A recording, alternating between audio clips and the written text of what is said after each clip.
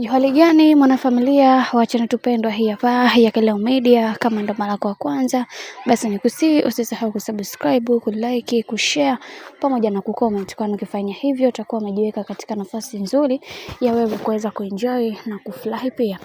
Bwana, mtoto wa Diamond Platnumz ambaye ni Tifa Dangote ameweza kuzua mjadala mkubwa sana huko mitandaoni, na hii ni baada ya kuweza kumposti boyfriend wake, jambo ambalo kwa upande wa baba yake ambaye ni Nasib ambaye ni Diamond Platnumz ameweza kukasirishwa na hiki ambacho alichoweza kukifanya, na moja kwa moja aliweza kumtafuta bibie Zari na kuweza kumuelekeza mambo halisi ambayo yanayoendelea kati ya Nifa. Lakini pia tuliweza kuona aliongea kwenye vyombo vya habari tofauti tofauti, na kila kitendo cha yeye kuweza kuona mtoto wake ameweza kumposti boyfriend wake, lakini pia aliweza kuhojiwa mambo kadha wa kadha kuhusiana na binti yake. Moja kati ya mwandishi wa habari aliweza kumuuliza swali zito kidogo, jambo ambalo lilimfanya awe mgumu sana kuweza kulielezea na kulijibu kiujumla. Alimuuliza swali moja, akamwambia kwamba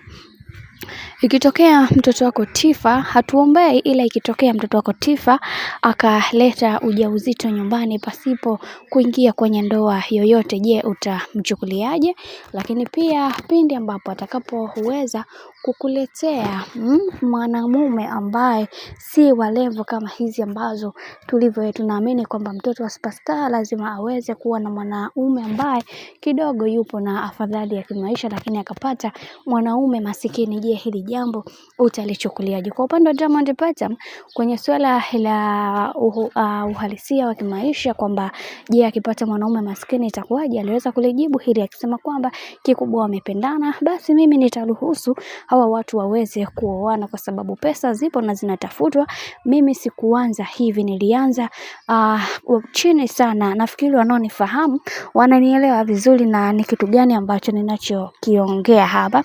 Lakini akaja swala zima la yeye kuweza kuona mtoto wake kuweza kuletewa mimba au ujauzito nyumbani pasipo ya yeye kuweza kuolewa. Kiukweli kwa hili aliweza kuongea kwa uchungu sana. Anasema kwamba sitamani iweze kutokea kwenye hili kwa sababu mimi mwenyewe kuna wakati naumia sana, ni kwa nini watoto wangu nimeweza kuwazaa nje ya ndoa. Hili jambo limekuwa likinitafuna sana toka muda mrefu. Natamani hata Mwenyezi Mungu aweze kurudisha vitu nyuma, niweze kusawazisha sehemu ambayo niliyoweza kukosea.